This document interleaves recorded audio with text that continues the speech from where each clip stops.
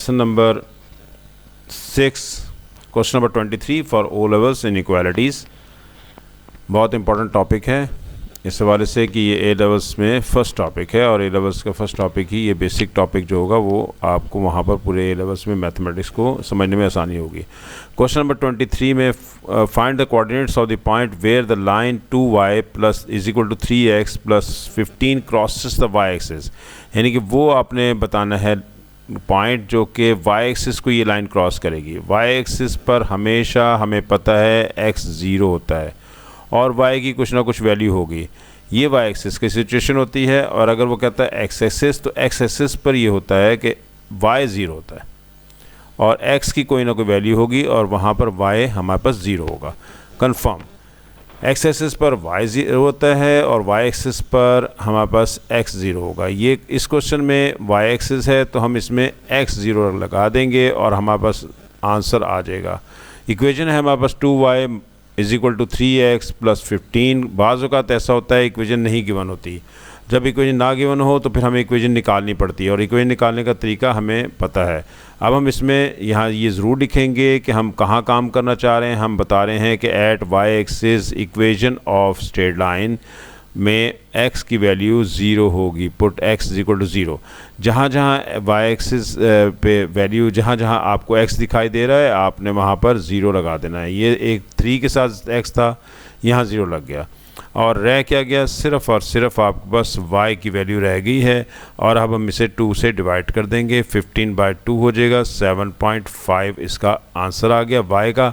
और उसने कहा था y नहीं बल्कि पॉइंट चाहिए, तो पॉइंट अब आपके पास बन गया। पॉइंट ये आ गया 0 एंड 7.5, ये इसका आंसर हो गया। नेक्स्ट पार्ट बी है। पार्ट बी में हमें कहा यह जा रहा है कि the coordinates of the points P and Q, वो हमें पॉइंट्स दे दिए हैं और ग्रेडियंट निकालना है, जिसकी प्रैक्टिस हम कई दफ़ा कर चुके हैं। हमने ज़्यादा क्वेश्चन जो हैं वो पैरेलल लाइंस और परपेंडिकुलर लाइंस के करने हैं इक्वेशंस निकालने के। ये ग्रेडियंट हम फाइंड आउट करना चाहते हैं। फाइंड आउट करने के लिए हमारे पास फार्मूला है y2 minus y1 over x2 minus x1। हम इसमें ये वैल्यूज़ लगा देते हैं। 4 minus 10 divided by 3 minus minus 1, ये हमारे पास आ गया -6 डिवाइडेड बाय 4 एंड कैंसिलेशन के बाद आपके पास आ गया -3/2। ये आंसर आप यहाँ लिख देंगे -3/2। नेक्स्ट पॉइंट है कि मिड पॉइंट निकालना है, तो मिड पॉइंट निकालने का फॉर्मूला हमें पता है x1 plus x2 divided by 2 and y1 plus y2 divided by 2। Values लगा देते हैं हम इसमें। वैल्यूज़ हमारे पास हैं -1 plus 3 divided by 2 and 10 plus 4 divided by 2। Points आपके सामने होने चाहिए। रिज़ल्ट आ गया 2/2 और ये 14/2। 2/2 1 होता है, 14/2 7। ये है इसका मिड पॉइंट। ये भी देख लें, आंसर्स इसके यहाँ मौजूद हैं। ये आंसर हमारे पास आ गए हैं। और नेक्स्ट है क्वेश्चन, और वो क्वेश्चन है कि the diagram shows the triangle LMN। ये एक ट्राइंगल है और इस ट्राइंगल में जो लाइंस दे रखी हैं, ट्राइंगल में 3 लाइंस होती हैं और 3 लाइंस की इक्वेशंस हमें बता दी गई हैं। LM की भी इक्वेशन है, LN की भी इक्वेशन है। LM की इक्वेशन हमारे पास गिवन है, LM की इक्वेशन है। LM यहाँ पर ये है LM, ये लाइन LM की इक्वेशन है हमारे पास। यहाँ हम लिख देते हैं 2y is equal to 3x plus 5 और LN की इक्वेशन हमारे पास है, वो भी इंक्लाइंड है, which is x plus 4y is equal to 24। ये हमारे पास LN की इक्वेशन है और ये इक्वेशन हमारे पास LM की है। ये इक्वेशंस हैं। अब आगे चलते हैं। एक लाइन की इक्वेशन नहीं दी उसने, उसके बारे में शायद वो बता दे कुछ। वो कहता है सॉल्व द साइमल्टेनियस इक्वेशन। ये तो क्वेश्चन ही अपना चेंज हो गया यहाँ से और इसका पार्ट है, वो कहता है right down the coordinates of L। तो हमें इसका पॉइंट ऑफ इंटरसेक्शन निकालना है साइमल्टेनियसली। हम इसे सॉल्व कर लेते हैं। साइमल्टेनियस सॉल्व करने के लिए हम इसको थोड़ा सा हम इसमें यहाँ पर वैल्यू को रीअरेंज करके लिख लेते हैं। ये हमारे पास है x plus 4y is equal to 24 और 2y is equal to 3x plus 5। तो हम इसे रीअरेंज करते हैं। ये हमारे पास वैल्यू है, इसे फर्स्ट तो ठीक है x + 4y = 24, लेकिन सेकंड का मसला है, उसको हम रीअरेंज करते हैं। राइट साइड पे ले जाएंगे, 2y को -2y हो जाएगा और 5 को लेफ़्ट पे ले आते हैं, -5 हो जाएगा। ये इक्वेशन नंबर 1 और 2 बन गई। अब हम इसे साइमल्टेनियस सॉल्व करने के लिए हम ये करेंगे कि कोफिशिएंट सेम करते हैं x का। ये सेकंड इक्वेशन में x का कोफिशिएंट है 3, इसको 3 को हम इससे मल्टीप्लाई कर देंगे और उसका कोफिशिएंट 1 है, उसे हम इससे मल्टीप्लाई कर देंगे सेकंड से। तो इक्वेशन बन गई आपके पास 3x + 12y, 3 4 12, 3x + 12y = 3 से मल्टीप्लाई कर दें, 2 और 6 और 1 7, 72। इसी तरह से 3x - 2y = -5। अब हम इसे सब्ट्रैक्ट करेंगे क्योंकि कोफिशिएंट सेम हो चुके हैं। सब्ट्रैक्ट कर देते हैं हम इन्हें। ये सब्ट्रैक्ट कर दिया हमने। आंसर आपके पास आ गया 14। आंसर आपके पास आ गया 14y = 72 में ऐड कर दें 5, 77। और ये हमारे पास अब 77/14, आप इसे रीचेक कर सकते हैं, 2 6 और 1 77। 77/14 y की वैल्यू आपके पास ये आ रही है। अगर इसे हम कैंसिल करते हैं तो हमारे पास ये 7 से कैंसिल हो जाएगा, 11 और 2 यानी कि 6.5 y आपके पास ये आ गया। y के इस आंसर को हम सब्स्टिट्यूट कर देते हैं x निकालने के लिए। फर्स्ट इक्वेशन में या सेकंड में, किसी में भी आप लगाएंगे आंसर सेम आएगा। x फर्स्ट इक्वेशन में जब हम लगाएंगे तो हम लिख देंगे किस इक्वेशन में हम लगा रहे हैं, putting in 1, x + 4y = 24। Value of y हमें पता है, वैल्यू ऑफ y है 11/2 = 24। कैंसिलेशन कर दें, ये 2 पे कट जाएगा और x + 22 = 24। x का आंसर आ गया 24 - 22 विच इज़ 2। x की वैल्यू भी निकला ही आपके पास। हमें चाहिए था इसका पॉइंट L, तो L पॉइंट आ गया आपके पास। L पॉइंट है आपके पास 2 and 11/2 या फिर 5.5। ये पॉइंट L हमें यहाँ पर निकालने के लिए कहा गया था। ये हमने यहाँ पर इसको लिख भी देते हैं, 2 and 11/2 या 5.2। नेक्स्ट पार्ट इसका पढ़ते हैं, क्या कह रहा है वो। इसमें वो कह रहा है कि m -3 and -2 and mn is parallel to x-axis। m है -3 and -2, ये m लिख लेते हैं, -3 -2 यहाँ पर, ये -3 और -2। और वो ये कह रहा है कि पैरेलल टू x-axis है। जब भी कोई लाइन x-axis के पैरेलल होगी तो इन दोनों के ग्रेडियंट सेम होते हैं। x-axis का ग्रेडियंट हमेशा 0 होता है। ये gradient of x-axis always 0। x-axis का ग्रेडियंट हमेशा 0 होगा और mn का ग्रेडियंट भी 0 होगा क्योंकि दोनों लाइंस पैरेलल हैं। और पैरेलल लाइंस के लिए कंडीशन है, कंडीशन ऑफ पैरेललिज्म, कि when 2 straight lines are parallel then their gradients must be equal. तो इसका मतलब ये हुआ कि mn का ग्रेडियंट भी आपके पास 0 हो गया। अब कोई भी लाइन किसी एक पॉइंट से पास करे और उसका ग्रेडियंट भी हो तो इसकी इक्वेशन निकाली जा सकती है। अभी हमने इक्वेशन हमें कहा नहीं, यहाँ देखते हैं क्या कह रहा है। mn is parallel to the x-axis. The shaded region R inside the triangle LMN is defined by 3 inequalities. Write down the other 2 inequalities. तो अब हमें इनइक्वालिटीज़ निकालने के लिए आपके पास सामने फर्स्ट क्वेश्चन आया। अगर आपने पिछला लेक्चर देखा हो तो उसमें हम ये डिस्कस कर चुके हैं, लेकिन यहाँ पर मैं आपको इसको एक्सप्लेन कर देता हूँ। सबसे पहले तो हमारे पास mn की इक्वेशन हमने निकालनी है, उसके बाद मैं आपको बाकी चीज़ें बताऊँगा। Equation of mn, equation of mn निकालने के लिए हमें पता है कि हम इसमें फार्मूला इस्तेमाल करते हैं y = mx + c। m हमें पता है वो 0 है, m की वैल्यू 0 है, वो 0 लगा देंगे। और अब c निकालना है। c निकालने के लिए उसने एक पॉइंट दे दिया है और वो पॉइंट है m। हम ये पॉइंट इसमें लगा देंगे, जहाँ जहाँ x है जो कि है ही नहीं और जहाँ y है वहाँ पर -2 लगा देंगे। और इसमें हमारे पास सिर्फ y ही था, वो हमने लगा दिया -2। ये -2 इक्वेशन हमेशा जब c निकलाता है तो हम उसमें सब्स्टिट्यूट कर देते हैं, y = -2। ये स्ट्रेट लाइन की इक्वेशन निकलाई। और ये एक्सपेक्टेड थी क्योंकि ये एक्स एक्सिस के पैरेलल है। मैंने आपको बताया था जो लाइन एक्स एक्सिस के पैरेलल हो वो उसमें इक्वेशन निकालने की ज़रूरत नहीं पड़ती, डायरेक्ट इक्वेशन मिल जाती है। और वो इक्वेशन होती है y की वैल्यू, ये y = -2 इसकी इक्वेशन होती है हमेशा। अब हम आ जाएँ कि इनइक्वालिटीज़, कि हम इसकी इनइक्वालिटीज़ कैसे निकालते हैं। इनइक्वालिटीज़ निकालने के लिए सबसे पहले तो ये देखना है कि शेड कहाँ है, इस लाइन के अबव है कि बिलो है। अगर तो अबव है तो y इंक्रीज़ करता है ऊपर, यहाँ तो नीचे आता है डिक्रीज़ करता है, और y ऊपर जाता जाएगा जैसे जैसे वो इंक्रीज़ करता रहेगा। तो इसका मतलब ये हुआ कि पहली फर्स्ट इनइक्वालिटी आ गई, y > एंड इक्वल टू -2। और आपने ये चेक कर लेना है कि वो उसने पहली जो इनइक्वालिटी दे रखी है वो इक्वल है या नहीं। तो ये इक्वल नहीं है तो आप बाकी इनइक्वालिटीज़ में भी इक्वल ना लें। ये हमारे पास y only greater than -2, y greater than -2। अब हम देखते हैं सेकंड इक्वेशन, यहाँ पर इक्वेशन एक ये भी है। तो इस इक्वेशन से शेड जो पोर्शन है, शेडेड पोर्शन, वो बिलो है, नीचे है। तो इसका मतलब ये हुआ कि ये इसमें लेस देन होगा। तो 2y is less than 3x + 5।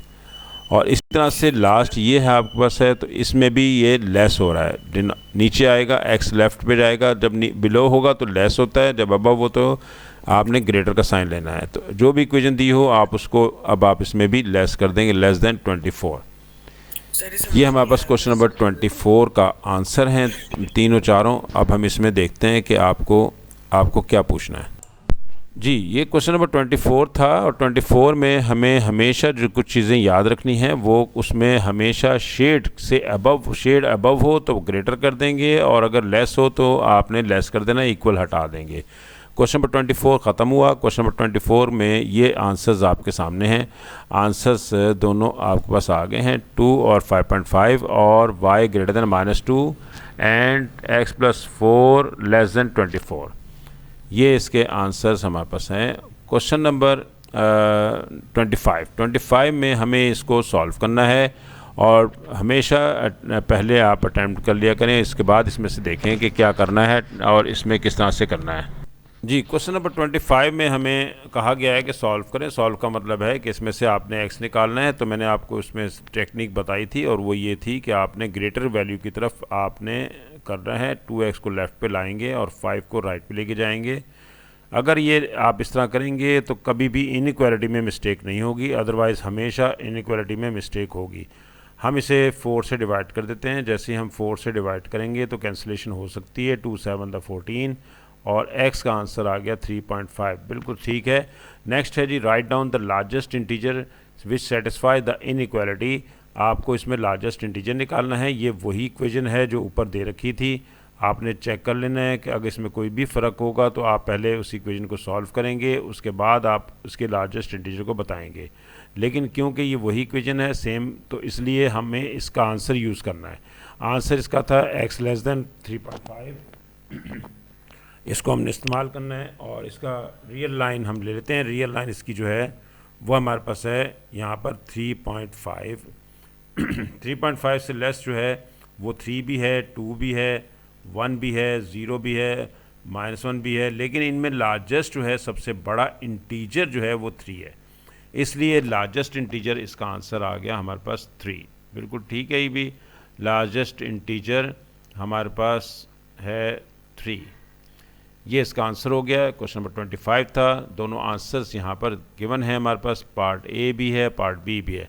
Question number 26। Question number 26 अब इस टाइप के क्वेश्चंस फ्रीक्वेंटली आ रहे हैं, बहुत इंपॉर्टेंट क्वेश्चंस हैं, और ये इनइक्वालिटीज़ आपको इसी लिए करवाई गई थी ताकि आप इसके शेडेड पोर्शन को फाइंड आउट कर सकें। बाज़ औक़ात वो शेडेड पोर्शन दे देता है, इक्वेशन निकालने के लिए कहता है, कभी कभार इक्वेशन दे देता है और शेडेड पोर्शन निकालना होता है। हमें ये कहा गया है कि the quadrilateral ABCD is bounded by the lines x = 1, y = 2, 2y = x and x + y = 9. The region inside the quadrilateral is defined by 4 inequalities. 2 of these are given. तो बाकी निकालनी है। ये आपके पास एक शेडेड पोर्शन है, और अब हम इसमें पहले हमारे पास इनकी लाइंस की हम इक्वेशन लिख लेते हैं। हमें पता है कि AD लाइन पैरेलल है x एक्सिस के, और कोई भी लाइन एक्स एक्सिस के पैरेलल हो तो हमेशा हम उसमें इक्वेशन हमें डायरेक्ट मिल जाती है और वो y की वैल्यू होती है उसकी। y की वैल्यू यहाँ पर 2, y 2 है, तो इसलिए इसका मतलब है कि इक्वेशन इसकी आ गई y=2। और अगर इसके शेड में जाएंगे तो शेड में इनसाइड कहा है उसने, तो इसका मतलब कि ग्रेटर, तो फर्स्ट इनइक्वालिटी आपके पास आ गई y>2, क्योंकि आपने शेड में इनसाइड द रीजन जाना है, तो ये ग्रेटर देन लेने के बाद। इसके बाद एक और लाइन लें, वर्टिकल लाइन, पैरेलल ये है और अब वर्टिकल लें। वर्टिकल लाइन हमेशा उसमें इक्वेशन निकालने के लिए x का आंसर होता है। ये जा रही है 1 से पास कर रही है लाइन, देखा जाए तो यहाँ से 1 से पास कर रही है। इसकी इक्वेशन हमेशा x की होती है, x का जो भी आंसर होगा जहाँ से भी ये लाइन पास करेगी वो इसकी इक्वेशन होगी x=1। ये वर्टिकल लाइन भी है और पैरेलल टू y एक्सिस भी है। और अगर हम इसका शेड देखें, जब इनसाइड आएंगे तो ग्रेटर देन, क्योंकि राइट साइड पे देखें तो x इंक्रीज़ करता है, पहले 1 आ गया, फिर 2 आ गया, फिर 3 आ गया, फिर 4 आ गया, यहाँ पर 3 आएगा, इस जगह पे 3 आएगा, फिर 4 आएगा, फिर 5 आएगा, तो इसका मतलब ये इंक्रीज़ कर रहा है x। तो इसका मतलब ये हुआ कि इसका जो इनइक्वालिटी होगी, अगर इनसाइड द रीजन जाना है तो x>1 इनइक्वालिटी होगी। बाकी रह गई 2 इक्वेशंस लाइंस, एक इंक्लाइंड है आपके पास BC लाइन और सेकंड आपके पास है DC लाइन, BC और DC। अब देखते हैं क्वेश्चन में किन 2 लाइंस का जिक्र है जो गिवन है। आपको पहला दे रखा है y>2, वो हम निकाल चुके हैं, ये हमारे पास गिवन है। और दूसरा है 2y=x। 2y=x का मतलब है 2y=x का मतलब है कि आपको जब ये दिया जाए तो आपने इक्वल साइन लेके इक्वेशन ढूंढनी है कि वो इक्वेशन क्या है, और वो आप ऐसे लिखेंगे y=x/2, y=x/2। y=x/2 लाइन है हमारे पास DC, क्योंकि इसमें y इंटरसेप्ट नहीं है। y इंटरसेप्ट ना हो तो फिर वो लाइन हमें साफ आसानी से मिल जाती है कि कौन सी लाइन है। तो ये y= आपके पास x/2, ये इस लाइन है DC लाइन की। और हमारे पास जब इसको इनसाइड द रीजन जाएंगे तो ये ग्रेटर दैन हो जाएगा। तो इसका मतलब ये हुआ कि एक और आपके पास इनइक्वालिटी गिवन है y=x/2, और ये ऑलरेडी गिवन है हमारे पास, ये हमारे पास गिवन है, हमने ये ढूंढ ली है। अब हमें थर्ड लाइन रह गई, थर्ड लाइन की इक्वेशन हमारे पास है और वो है x+y=9 और x+y=9। और हमें वो भी मिल गई कि ये लाइन कौन सी है, वो ये वाली लाइन है x+y=9। अगर हम इसमें देखें कि इंटरसेप्ट इसका वो 9 है, वो कैसे पता चलेगा कि अगर हम x को राइट पे ले जाते हैं तो देखें इंटरसेप्ट इसका 9 है और ये लाइन 9 पे जाके ही मीट करेगी, ये 9 पे मीट कर रही है, इसलिए ये लाइन इस लाइन की इक्वेशन है। और शेड इसका इनसाइड ये है, इनसाइड शेड है, तो इसका मतलब ये हुआ कि इसकी जो इनइक्वालिटी बनेगी वो x+y<9 बनेगी। ये 4 इनइक्वालिटीज़ आ गई और हमारे पास इनसाइड द रीजन हमने ये फाइंड आउट भी कर लिया। और हम देखते हैं कि नेक्स्ट हमारे पास इसमें कहा क्या गया है। इसमें वो कह रहा है कि हाउ मैनी, पार्ट नंबर 2 में वो कह रहा है how many integers, how many points with integer coordinates lie inside the coordinator ABCD। इसके इनसाइड कितने पॉइंट्स लाई कर रहे हैं और वो भी इंटीजर्स। तो देखते हैं, देखें 2 यहाँ से आ जाता है, ये 2 ले लें और ऊपर जाते जाएं और देखें ये आपने पहले कंप्लीट कर लेना है। ये जानबूझ के उसने इस तरीके से आपको दिया ताकि आप इसे मिस कर दें। तो 4, फिर 5 और ये फिर 6 और ये 7, इस तरह से है। नीचे भी आप कंप्लीट कर लें, 1 2 3 4 5, ये 5 6 और ये 7, ये भी कंप्लीट कर लें। अच्छा, अब कंप्लीट करने के बाद अब आपने इनके पॉइंट्स ढूंढने। पहला पॉइंट आ रहा है 2 और ये 3, ये देखें ये पहला पॉइंट, फर्स्ट पॉइंट आ गया 2 3 इंटीजर वैल्यू। और इसी तरह से ऊपर जाएंगे तो 2 4, ये एक और पॉइंट आ गया, आपको मिल गया 2 4, ये भी पॉइंट है, इंटीजर पॉइंट है 2 4। और नेक्स्ट है आपके पास 2 5, ये देखें 2 5, ये भी है इंटीजर वैल्यू। और नेक्स्ट है आपके पास है 2 6, ये भी इनसाइड द रीजन है 2 6। और एक और पॉइंट नज़र आ रहा है मुझे, वो है 4 से चल शुरू करें, बल्कि 2 मिल जाएंगे, 4 3, ये 4 3, ये पॉइंट आ रहा है 4 3, एक पॉइंट है। और एक नेक्स्ट भी आ रहा है इनसाइड द रीजन 4 4 और 4 4 4। टोटल काउंट कर लेते हैं कितने हैं।